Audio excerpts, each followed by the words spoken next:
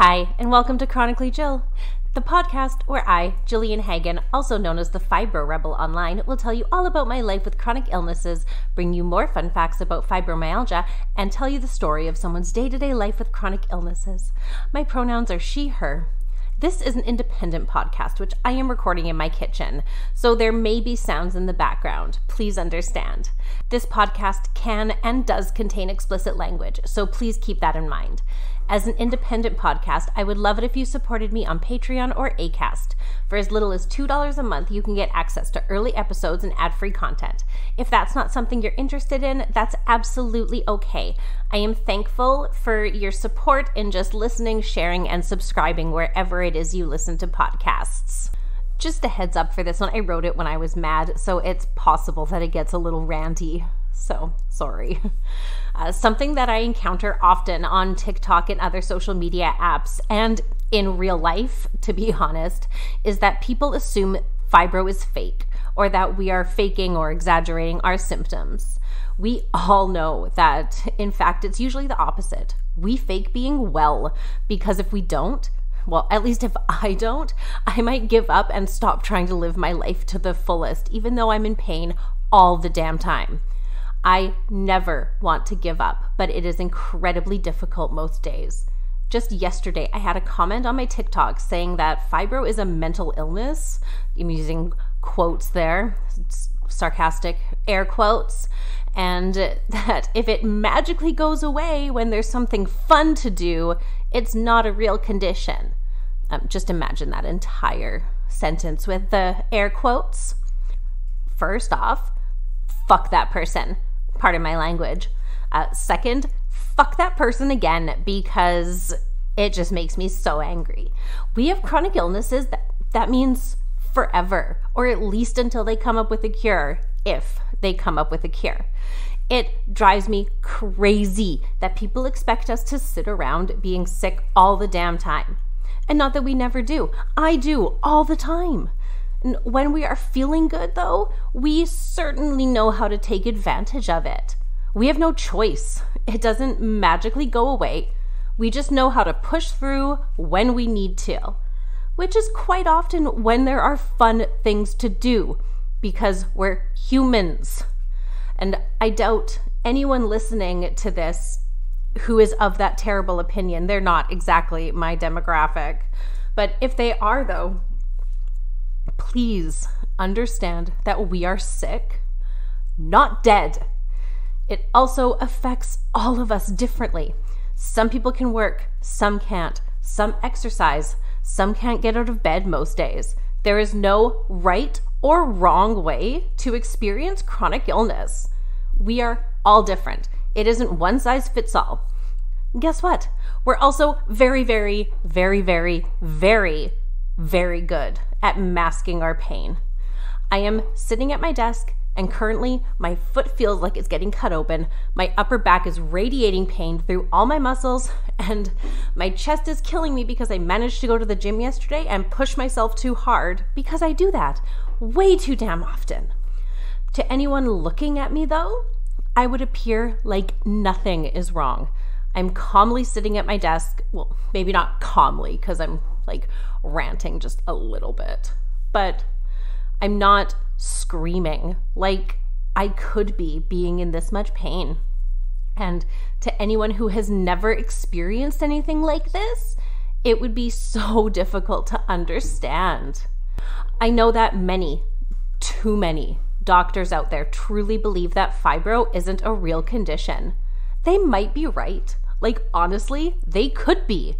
I believe it's going to go one way or the other. They will either find tangible proof that it is a very real condition, and hopefully they will be able to find something to help our symptoms better than what is available to us now.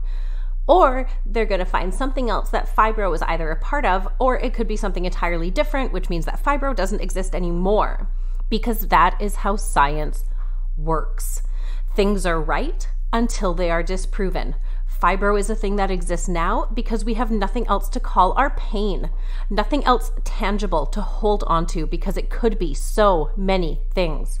Whether or not fibro is a blanket term for a whole shitload of different conditions or not, we are in pain.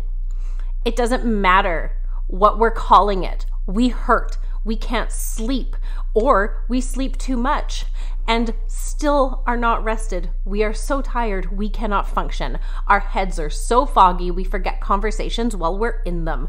We have something. And the fact that so many people out there are in disbelief that it exists means that we have to be extra vigilant in our advocacy.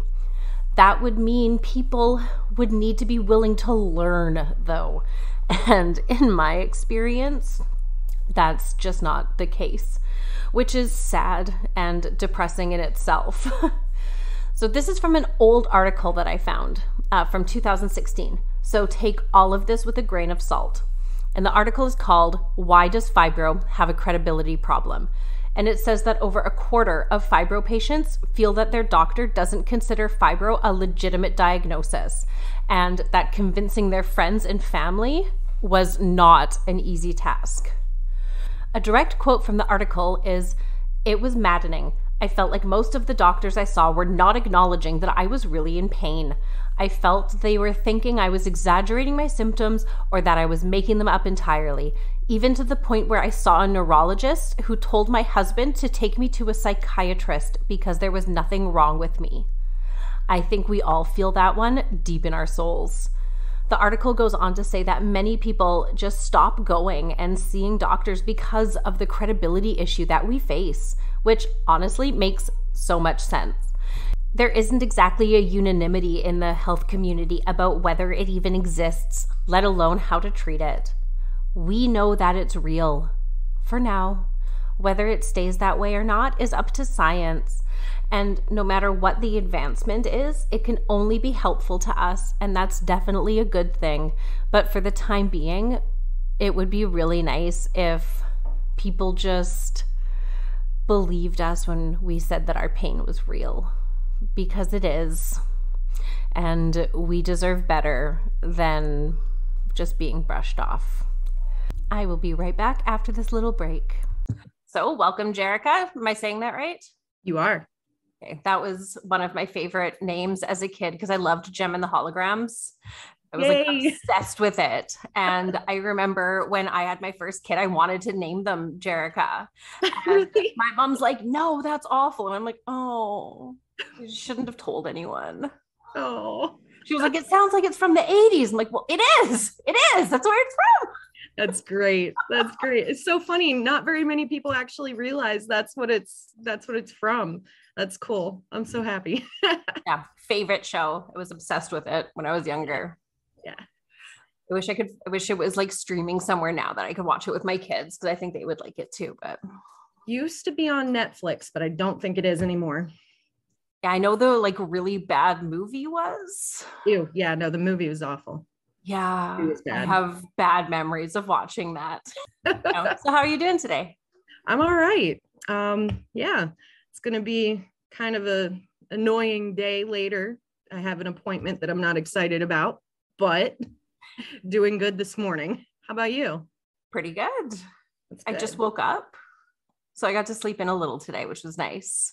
That's good. I mean, only until like 8:30, but I have 4 kids, so anything past like 7 a.m. just feels great. Yeah, I bet.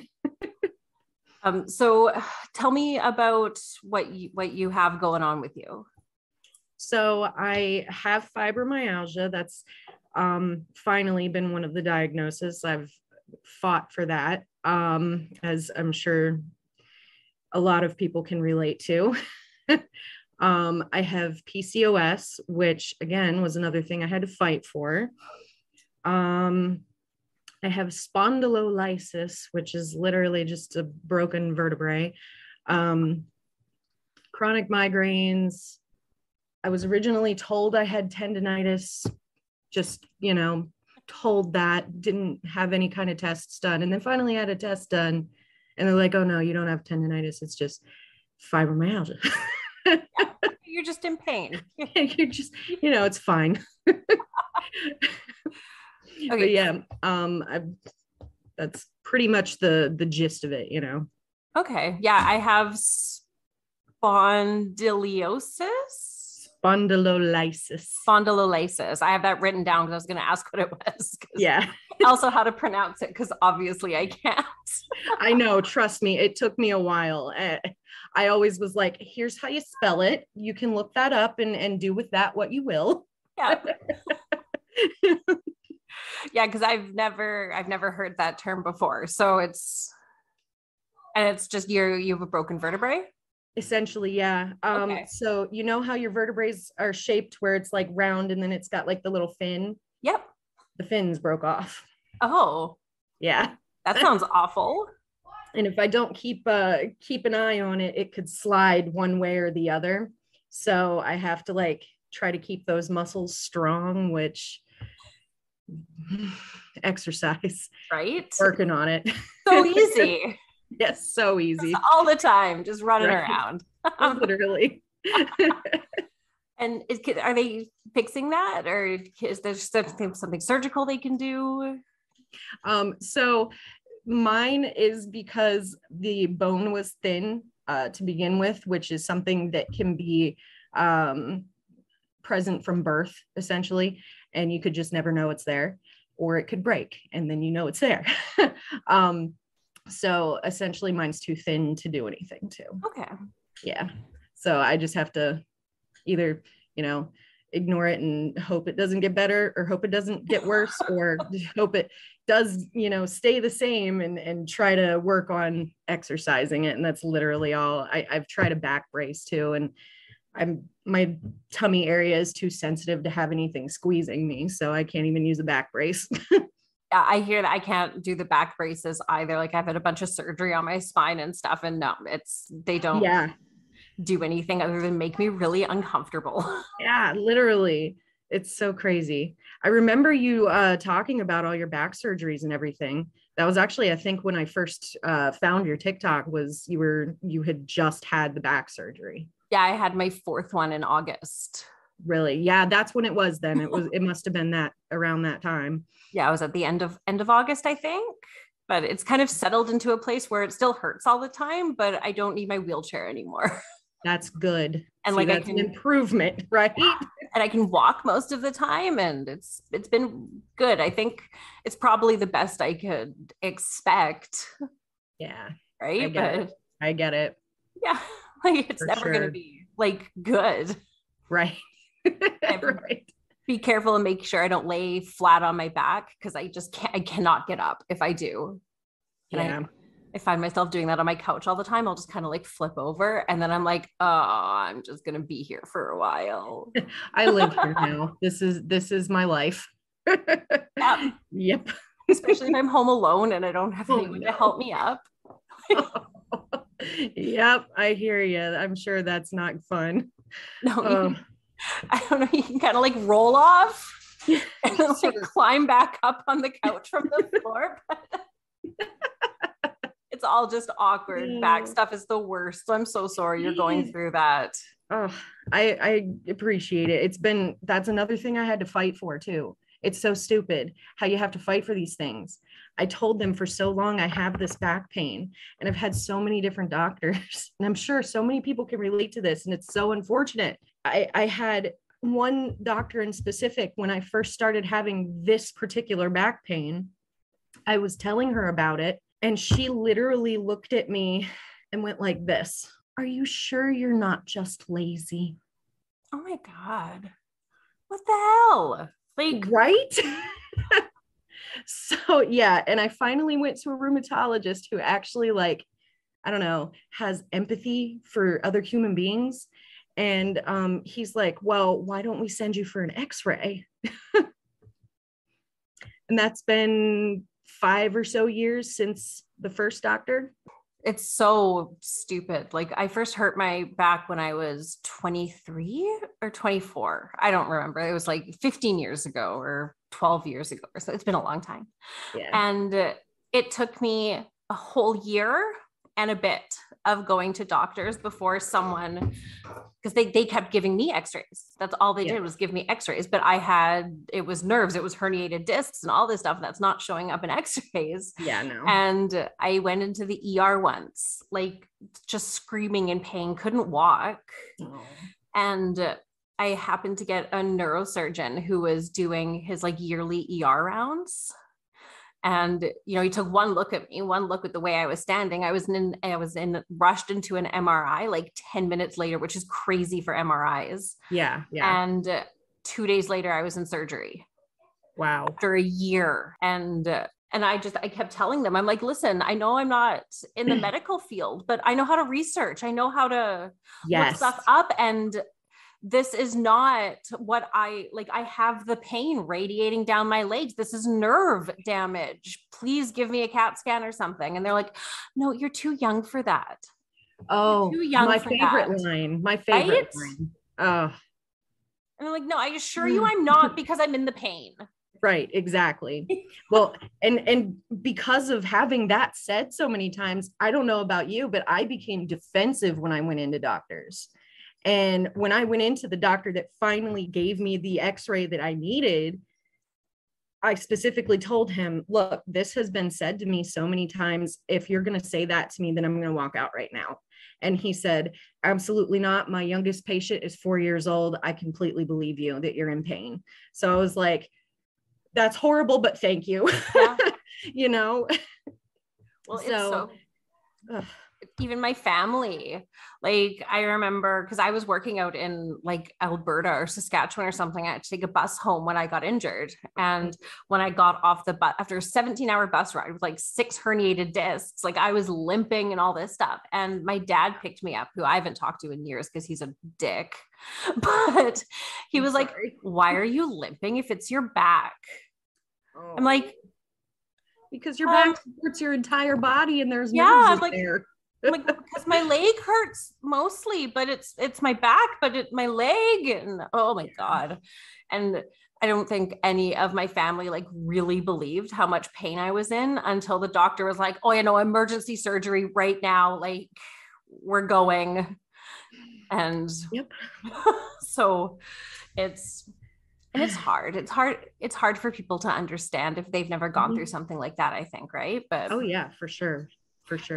Yeah. So how long did it take you to get all your diagnoses? I never know the right word. Diagnoses. So all them things that they tell you that you got. Yeah. So I think total, since I actually started looking for things to be diagnosed, it's been about 7 years, which is better than most people. There's a lot of people who it takes literally their entire lives to get the most minimal problems figured out.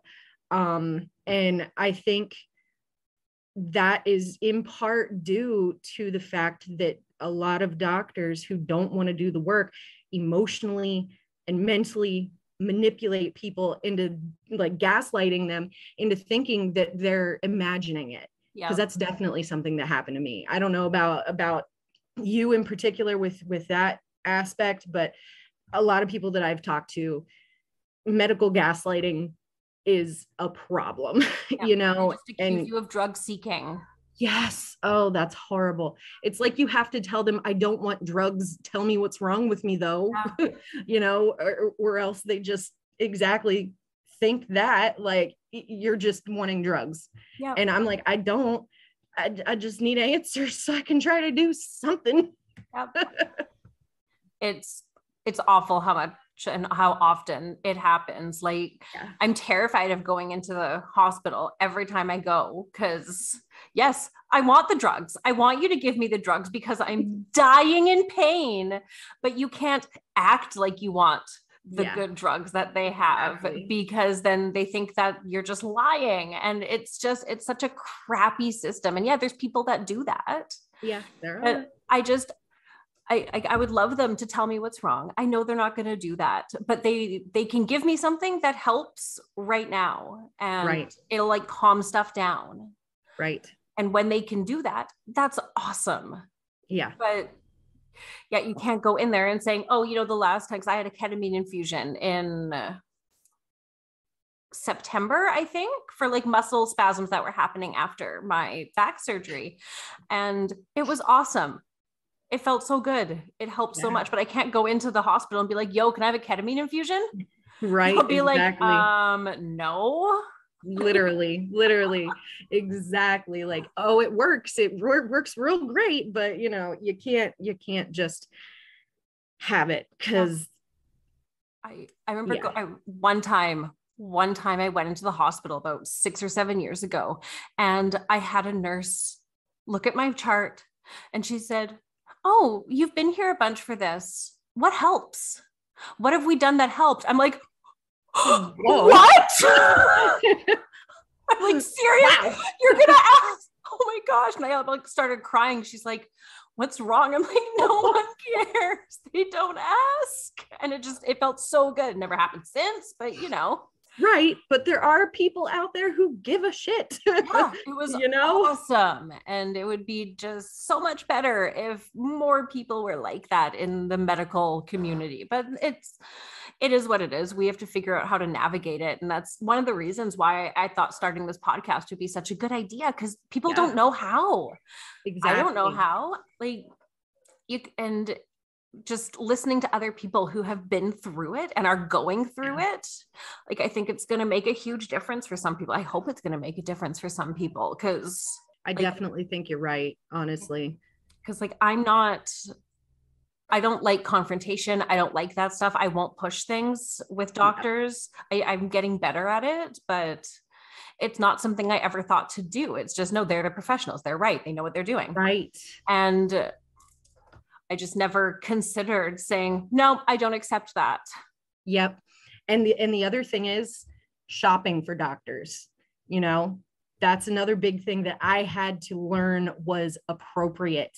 You can shop for your doctors. You can go, you can visit like 15 different doctors. You just got to be willing to pay the bill. I mean, I don't know about how it works with you guys in Canada, but for America, we can get family doctors here. Like there's, I've had mine since I was like, it's different. It's been different doctors, but it's the ones taking over for the ones before. I've been with the same one since I was 10.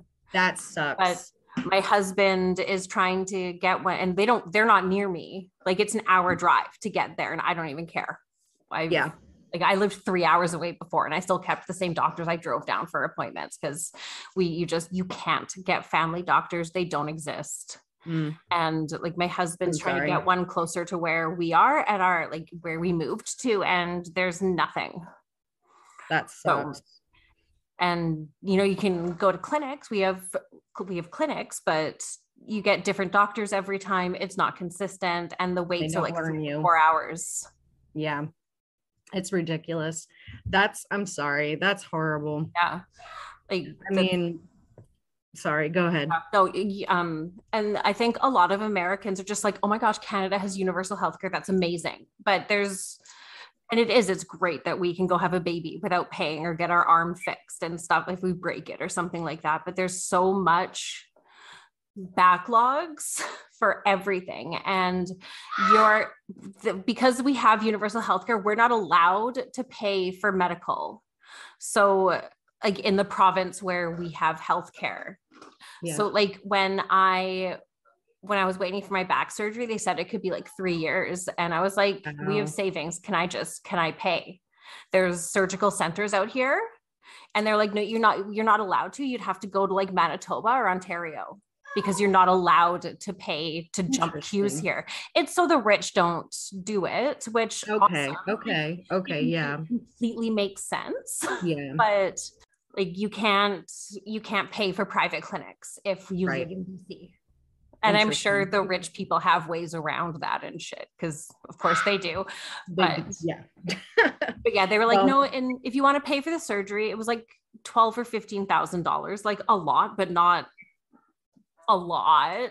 Yeah. You probably could have swung it, but they're like, "Oh, well, you have to fly to Manitoba. You pay for all that. And then you have to stay there for at least a week and a half, because you can't fly right away after the surgery." And I'm like, "Okay, so a week and a half in a hotel, and I have to bring someone with me, because you need someone there taking care of you." And I'm like, that's not happening. Like but it's the same for anything. Like I've been waiting for a pain clinic for 4 years now. I've been waiting for a rheumatologist for a year. I'm waiting for a breast reduction because they hurt my back, and that's been a year and a half. That's been a thought in the back of my mind. for a long time. Like that would be very helpful. I can't wear regular bras anymore. Me So neither. Not in years. I wear like bralettes, or I have a couple sports bras that are okay, but yeah, not a lot of support. nothing. Oh my God, nothing. Literally. But yeah, no, see, and doing this as well, talking about the differences between, countries, between even states or provinces is going to be huge for people, because for the most part, people know what they grew up with. Yeah. You don't like, and you barely even know what you grow up with sometimes. So yeah, I mean, for here, people who live in the States, you can shop for doctors. You can go to all the different doctors and decide which one you like, which one has that empathy, which ones know what the heck they're talking about, because doctors don't always know what they're talking about, even though a lot of them act like they're the ultimate authority on everything. I do not like the ones that act like they have, a savior complex, because I'm sorry, but you're a human, you can make mistakes. So absolutely. And they do. Yeah. But Oh yeah. I had my neurosurgeon after my third surgery. It's at the bottom of my spine. Something happened, and my spinal fluid was leaking into it. And it was like, if this was my back, it was like coming out like 2 or 3 inches. And if I touched it, I could feel it go up my spine, like into my head. Ooh. And it took me 4 days to get an appointment with him. And by the time that happened, it had gone down. Yeah. I should have just gone to the hospital, but I didn't. And it was gone by the time I got in. He's like, oh, I don't see anything. It's fine. Ooh. I'm like, okay. Cause like it was there. And every time I touched it, like I could feel the pressure in my spine and all of that. Like it was awful. And yeah, just no accountability for anything. No. And he was like, well, it's not there anymore. So it's obviously fine now. And I'm just like, yeah, okay, whatever. I'm just going to go. Because I have heard that so many times before too, because I get really bad back muscle spasms every once in a while. Not so much since I finally was put on some medications, but I used to get really bad ones like several times a year. Sorry. And you're fine. And my kids for a sec. You would always see like in the area where it happened, I would have like this big red inflamed area for like days afterwards, and I would take a picture of it and be like, I need to, come into the doctor. I can't always just go to the ER, because for us, like the ER, they're not going to let you do a payment plan like your doctor will. So for here, I have over $10,000 worth of medical debt. Gosh. And I can't just pay it off. I don't have a credit card. I don't have the money saved up. It's like either they're okay with me having a payment plan, or they, they send me to collections, which is not great for your credit. No. Okay. So I don't know anything about any of that. So doctors, you can get payment plans through?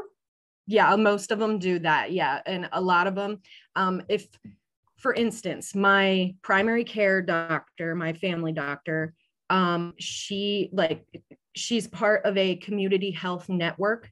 So they kind of like have a bunch of different types of doctors that are all together in one system. And then all of those doctors can be on one plan. And for this particular one, they don't care how much you pay per month as long as you're making payments. So if 1 month I could not have enough money to do a big payment, and I'll do $10, and then the next month, like, I'm okay. I have a decent amount. Okay. I'm going to pay like $50, however, the hospital that I go to for like, imaging, my women's health doctor is there. My, digestive doctors there, my sleep doctors there, those big ones, they are all on that plan, and they tell you what you pay unless you do the financial aid, which is like, I sent in paperwork that thick. like the pile of papers was this thick to get financial aid, you know, and that was 75% of my bill taken off. By the way, I'm responsible for the other 25. Yeah. gosh. And I'm That's still, awful. it's ridiculous. And this, I mean, and then you got to imagine this is with decent insurance. Then there's the people who don't have insurance. And I've been that person before. And, you know, it's ridiculous. They're pretty well screwed as far as money goes. I know I watched a documentary like a long time ago, and I don't remember what it was. I don't think it was the Michael Moore one, but it was something to do with the American medical system. And it might have been the Michael Moore one. I have no idea. But there was a girl who got turned down for insurance because she'd had a yeast infection 5 years ago and hadn't disclosed it to them. Yeah. I believe it. Yeah. That's the thing. I believe it because you have to tell them literally everything. Yeah. And she just like, it was a yeast infection. She got medication. It was gone. Right. But didn't think about it. But yeah, I got turned down for insurance because of that. That just always stuck with me because I can't imagine. That's horrible. Like we pay MSP. Like we have a monthly payment for medical, but it's pretty low for most people. I'm on disability, so they cover mine. So mine's all covered. I don't have to, but which is nice. And the way I have permanent disability. So the way that it works, even if I start working full time, that never goes away. I still always have the medical covered under disability, which is great. That's nice. Yeah. That's not the way it is here. No, and my kids are all covered too, always. That's awesome. Yeah, it's pretty good. No, that's decent. Oh. Yeah. I don't know how it is for you guys, but getting disability in general is really difficult here. Yeah, it was months and months and months of doctors and paperwork. And well, there's people who've gone decades without getting it here because they'll deny you and deny you and deny you. You basically have to pay for a lawyer to be able to get it here. And then that's, maybe you'll get it.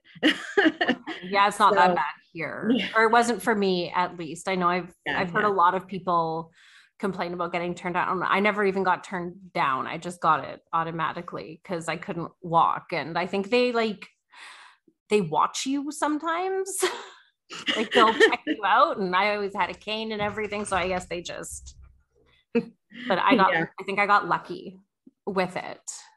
But that's still good. That's good. At this point, my daughter had come in and we'd had a little conversation with her for a bit, and it ended up segueing into this conversation, but I thought I would throw this in so it doesn't sound like an abrupt subject change.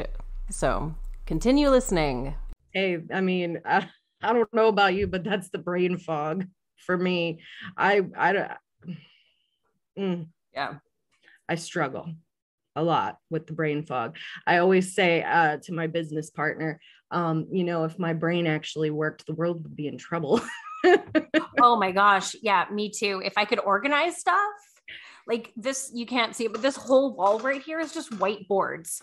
This one is all my podcast stuff and what I have to do, what I haven't done. This one's my calendar, like everything in so much detail because I will just forget everything. Even if it's on the calendar, sometimes I forget to look. So I feel that. I definitely feel that. It's crazy sometimes. I try really hard to be at least a little organized, but it's not a thing for me. I'm neurodivergent too. They don't cover mental health at all here. So mental health, you have to pay like full for everything. And I was talking to my therapist and she's like, oh, well, to get a diagnosis of like ADHD or something, it's about 4 or 5 sessions, preferably within the same week or 2 week period. It's like $150 each. I'm like, nope. Yeah, I'm just going to keep going with neurodivergent. And if they ever figure out how to cover that, maybe I'll get a diagnosis, but I know how my brain works. I know that it's not normal, but I know how to work around it for the most part. Right. I mean, you live with it for your entire life. Eventually you figure it out. if you're, dedicated to trying and figuring it out and everything. And let me tell you, my therapist is on the same program as like my primary care and everything. So that goes to the same payment plan. However, finding someone who's willing to believe you when you say, my brain has always worked this weird way. It's not just the recent medical things that are causing the brain fog. There's other things that are causing my brain to work differently. And I've never explored that, getting someone to listen to that, especially as a female, is extremely difficult. Well, so I don't know how old you are, but like I went through elementary school in the like really early 90s. I started it, and I absolutely like nowadays I'd have the ADHD diagnosis for sure. But because back then they were only looking at it in the way that males presented it. And it's completely different from how people born female do. And they just nothing. yes. And I did great through like elementary and high school. And then after high school, I was just done. I was burnt out and couldn't do it. I dropped out of college because I just couldn't keep up with it anymore. Yeah. No, I get that for sure. I was born in 1990, so not quite the same time, but pretty much the same view. So I started kindergarten like a year after you were born. So yeah. So pretty much the same. They were essentially looking at the boys, and saying, okay, this is how it's presented, so this is how we're going to look at it. Looking back now, like the attention issues that I had were ridiculous. And I still struggle with that, like I will be talking to someone and looking at their face and have no idea what they're saying. Oh my gosh, all the time. So like, I know there's something going on. Let's figure that out, but nobody listens. No. And every time, like, because I do therapy sporadically, it would be great if I could afford to do it, on a more regular basis, but I can't. But like, well, she's gone now. I haven't gone back since she left. My old therapist, she was like, well, explain to me all like the things that like stop you on a daily basis to do that. I'm like, I don't know. Exactly. I have no idea. Like I feel like I'm on the spot and I have nothing. Yes. Like, let me go home. And when it happens, I'll start making lists and I'll bring that in, but I cannot tell you other than like the normal, like executive dysfunction where I want to do the dishes and they're there and I look at them and I know they need to be done, but I just can't do it. Just oh my can't. God, yeah. Yep. Yeah. And I feel the exact same way about it. Like, okay, we're talking about it, what's the problem? Well, I don't know. I'm not normal. Yeah. Like that's how I feel in my head. I'm just like, I don't know, just figure it out. Yeah, you get the whole well, why can't you just do it? I don't know. Yeah, I can't. I don't know. I had someone explain it to me once, like it's like if a stove is on and you want to touch it, like you're looking at it, you say, I could touch that. But when you go to touch it, your brain will always stop you. Your body will stop you. That's what executive dysfunction is like. No matter how much you want to do the things, even if they're small things, you can't. You have to wait until it's gone or whatever. But wait till the moment feels right. Yeah. That's what I have to feel. That's what I end up feeling like I have to do, because you don't see it, but and this is mainly because of, the business stuff that I have going on, but everything's a mess.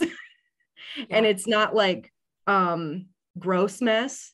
It's just extremely disorganized and nothing has a home. And I have no idea where to start to fix that. So I look at it and I go, No. I kept like this view clear of stuff, but like that's my kitchen table just off to the side. It's just exactly. I hear it's you. just covered in stuff. I mean, and it drives my husband nuts, but yeah, it's a flat surface. So when I walk into the house, that's where stuff goes. Yeah. It doesn't matter if they have spots. That's where it lives. Yep, exactly.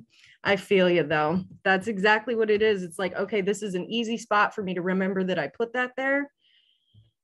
That's where it's going to go. And then I'll lose it still. Yeah. I've lost so much stuff that way. Like I lost my social insurance card once because I put it somewhere safe. Yes, exactly. I put things somewhere where it's going to be safe and where I'm going to be able to find it later. And then I never remember where that is. Yeah, I've gotten the same spot every time. I've gotten better at like taking pictures or like making notes to try to taking pictures. Hey, I like that idea. Yeah. But then I lose the picture or forget that I took the picture and then it doesn't matter. But sometimes it actually helps if I put something in a weird place. But yeah, I hear you. My kids slept in our living room last night. So I put the remote up in a cupboard. And this morning I was on my phone and I had a reminder that said, the remote's in the cupboard. I'm like, what? And I'm like, oh yeah, no, I took it away so they wouldn't watch TV all night. That makes sense. I know where it, okay, cool. That's great. Good job, past Jill. Yes. Thanks for thinking about me. Right? I'm still not sure which cupboard it's in, but now that I know it's in a cupboard, I know I'll be able to find it. Exactly. We know the direction we need to look. Yeah. Okay. So I want to hear all about like your upcycling stuff that you're doing. Oh, yes. Okay. So I started out with painting on things. I learned completely by, YouTube and other people. And I did not go to a school for it or anything like that. I'm completely self-taught. And I mean, like taught by those who are freely sharing the information, which I think, by the way, is an amazing thing. And that's part of the second business that we're doing. So essentially, I will take, any item. And right now, my main focus is using like different glass containers. So you get like, a spaghetti jar or something, and I can use that for a bunch of different stuff. If I make the paint thin enough, I can make it, so that if I put a candle on the inside, it's going to make a really cool design, when That's I put awesome. it over it. Or I also do sensory bottles and calm bottles, which I like those. They're so fun. And I have my own twist on it, because obviously if I'm like selling it, I can't have the brand on the top, on the lid or anything. So I started out painting it and I was like, okay, I don't like how that looks. It just looks weird, whatever. So I made this concoction of like glitter and a little bit of paint and like a shiny pigment. And I tried a bunch of different things. And the first thing that I came to was having that kind of drip down over the lid. So now in addition to the visual, you also have the feeling, the sensory feeling. Oh, that's cool. Yeah. And then the second thing I came to is I'm going to use wax instead of that. So then that's going to be something different in case people don't like that particular texture, because, texture. Yeah, there's definitely texture issues for a lot of people, and not just, I know my kids always have slime, and some of it I'm like, oh my gosh, I'm going to play with this forever. And other ones I'm like, don't touch me. If it's going to stay on my hands, I don't want it. Except for paint. For some reason, I could have paint covering me and I wouldn't care. Me too. Because I do woodworking stuff. I make that's my business sign that I made. I do saw woodworking art, and I'm constantly just covered in spray paint or acrylic paint or whatever I happen to be using, and it doesn't bother me. But yeah, other things, touching my skin, even clothes, everything. Yeah, for sure. Oh, there's definitely some clothing that I'm just like, no, I have to have soft pants at all times. I'm surprisingly okay with only Old Navy jeans. Really? Old Navy jeans are fine, but any other jeans, I find super uncomfortable. Huh. I Must don't be know why. something I I don't know if it's do. the way they cut them or I have no idea, but they're Yeah, okay. They're the only ones I can do. But yeah, I'm wearing sweatpants right now. right. I But basically am too. So yeah, that's kind of what I'm focused on right now. But I also have like just painted different things. I actually have a pile of records waiting for me to do some stuff I with. love that. That's Yeah, I awesome. love doing stuff with records. The first one that I did was an experiment. And then the other ones are going to be something that I've seen a lot of people do, but I'm just excited to try. The experiment is turning them into clocks. I've Oh, seen that's people do it neat. before. Yeah, I thought it was kind of cool when I saw people do it. So I'm going to give it a try. And then the other thing is like, I'm sure you've maybe even seen this, is like when you melt them and they kind of turn in, or not even melt, but like heat them and put them over like a jar or something. And they kind of turn into like a wavy bowl. Oh, I think I Kind have of seen that. thing. That's really neat. Yeah, I'm going to try doing that with a couple of them and see how that turns out. Um, I definitely like to add my own flair to things because I don't like feeling like I've, copied people, Yeah. obviously.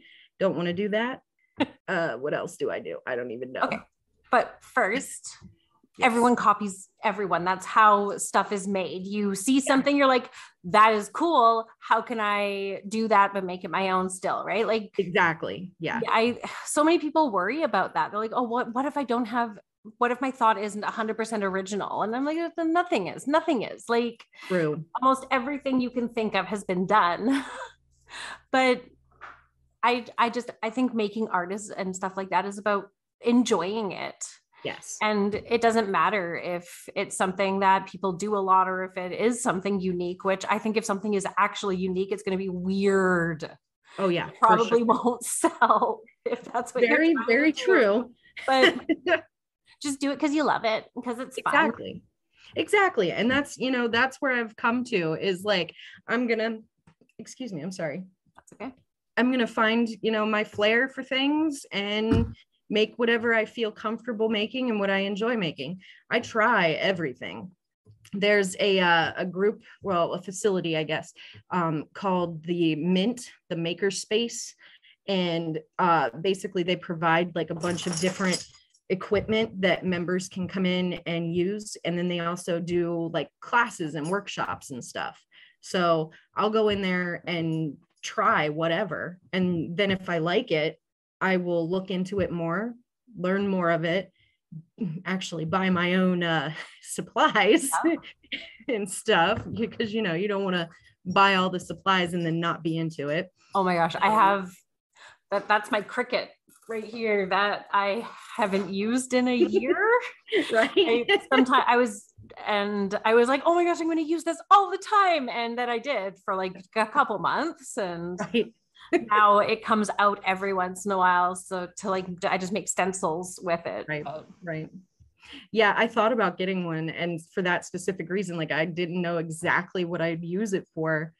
I didn't get it. yeah, Because it's I nice to have actually, around, but I yeah, definitely don't use it as much as I thought I would. right.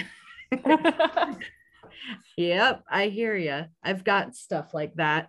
I got a pen display for the computer so that I could try and do some digital art stuff, which Oh, I cool. don't mind doing, but I don't like when it doesn't work right. And right now it's not working right. So I haven't used it in like a month. Oh, On you my desk. okay? Sorry. Yeah. Um, I, Ow. I've tried the digital art thing so many times. I've watched so many YouTube tutorials and I can never get it. Yeah, it's it's it definitely takes a special kind of concentration, Yeah. in my opinion, because there's so many little things that you have to know where they are and what buttons do what, and how to do this thing and that thing. I'm like, I can touch paint. I know what I can do with paint. Like that's completely different. I love So I'm terrible at it, but I love it. And that's okay. I don't have to be Exactly. good at something to like doing it. Exactly. And that's, do you care if I talk about the second business that I'm starting with my No, friend? please do. Okay. And then send me all the links and stuff, and I'll put Oh, them sure. in the show notes and Oh, go check thank it out. you. So Okay, so the second business is actually still in the business planning phase, but we're getting ready to start some fundraising for it here shortly, like within the next few months. So it's a baby. It's literally a baby. But essentially what we're going to be doing is providing a space for anyone who wants to learn art or just enjoy doing art to have a place where you can do it without the judgment and without the intimidating feeling that the mainstream art communities where like you go to a gallery and it just feels like, ooh, I'm definitely not good enough to be here, you know. I know that feeling very well. Yeah. And that's here in Vermont, the art community is very much like that. And there's not very many of us who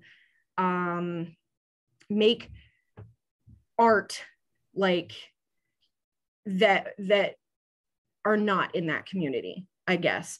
And the ones that are, it feels very exclusionary, essentially. And we're trying to create a space where you don't have to feel that way.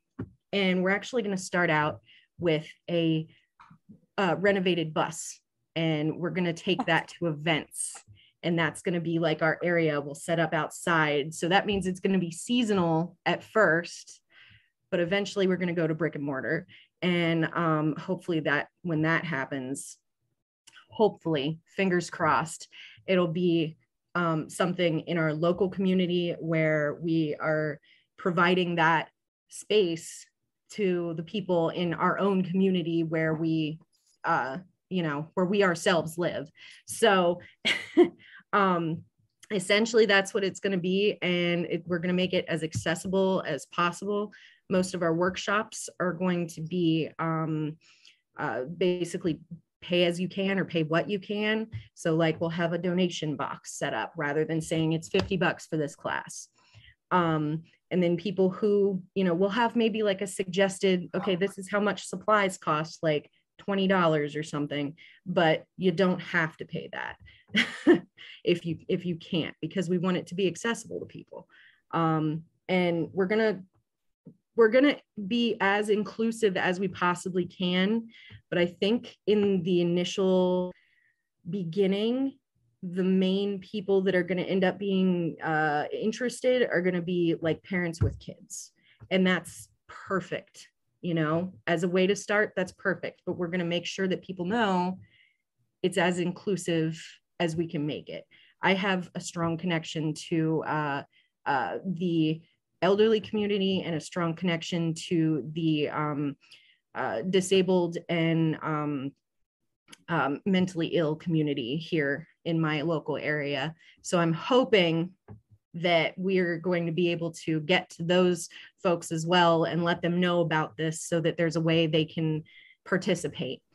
That's amazing. Like, especially like I'm a parent on a fixed income, and we do some sports and stuff like that, but would be so nice to have like art classes where we could go and it doesn't cost an arm and a leg. Like I just paid $50 for 2 of my kids to go paint a flower pot.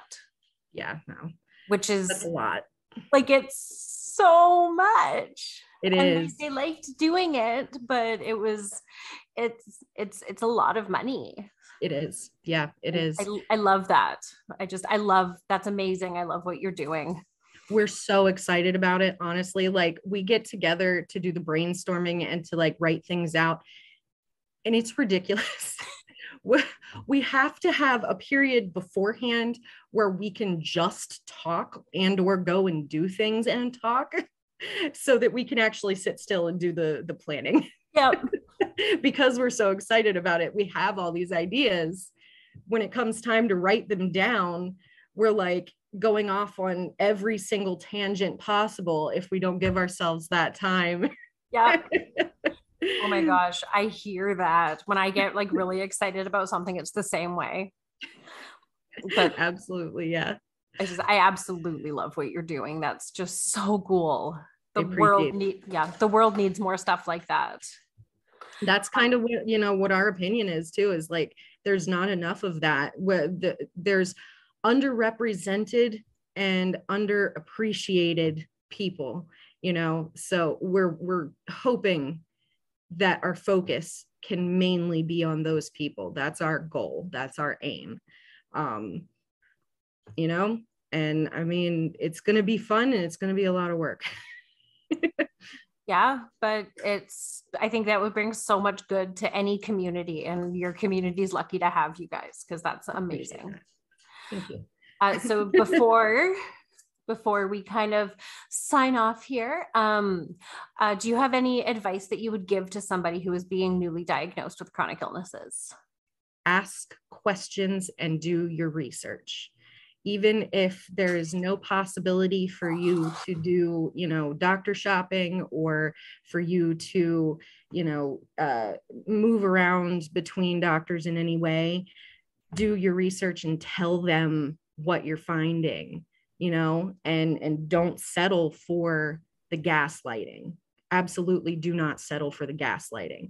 If someone does the thing where they're like, are you sure you're not just lazy? Like I've gotten, just tell them, no, I'm not lazy. I am not imagining this. This is happening to me. And I have, these records of this day, and this day, I have not been able to move because of the amount of pain I'm in, or whatever your situation is. And just make them hear you. Yeah, such a hard thing to do, but it's so important, because like, unless you find an amazing doctor, they're not going to do that TV thing where you go to the hospital and they're like, oh, we don't know what's wrong with you, but we're going to keep you here until we find out everything. And that doesn't exist in real life. Literally nowhere. Nobody is house, just saying. Yeah. Wouldn't it be great though? Right? But then I don't know about you guys, but here we'd have to pay for every single thing that house would do. Yeah. Right? Yeah. And just finally, has having a chronic illness brought anything good to your life? Actually, the businesses. When I was not able to do the job I was doing before, which I was doing in-home care for elderly folks, I wasn't able to do that anymore. And I was home. I was extremely depressed and trying to figure out what to do with my life, because I thought I found my life purpose, and I was like, well, I have this hobby, and I know that's what a lot of people do. I have this hobby. Let me try to make it, make money for me. Well, that's what it brought me, was the opportunity to be able to do that and be able to focus on something else other than, working to live. That's awesome. I'm very thankful for that. Yeah. Even though it was a very painful process. Yeah, you never know what life's going to throw at you. And sometimes if you just let it be, it'll bring amazing things. But yes, trust the process. Yeah. Well, thank you so much for talking to me today. I really enjoyed all of this. Your businesses sound amazing. Thank you. And I wish you the best of luck with everything. Thank you so much. I really appreciate it. It's been awesome getting to talk to you after, watching your content for the past few months and being like, this woman is amazing. Well, thank you. I mean, that's ridiculous, but thank you. You're very welcome. I want to once again thank Jerika for coming on, and I would also like to thank Miranda F. and Laura Jane E. for contributing to my Patreon and helping me further the podcast. And once again, this is an independent podcast, which I am doing all by myself. If you would like to help us out, you can head on over to my Patreon, and for as little as $2 a month, you can get access to early episodes, ad-free content, merch, and a lot more. And it really does help us out with some of the costs of doing this. I really hope that everybody is having an absolutely fantastic day. Lots of love and gentle hugs.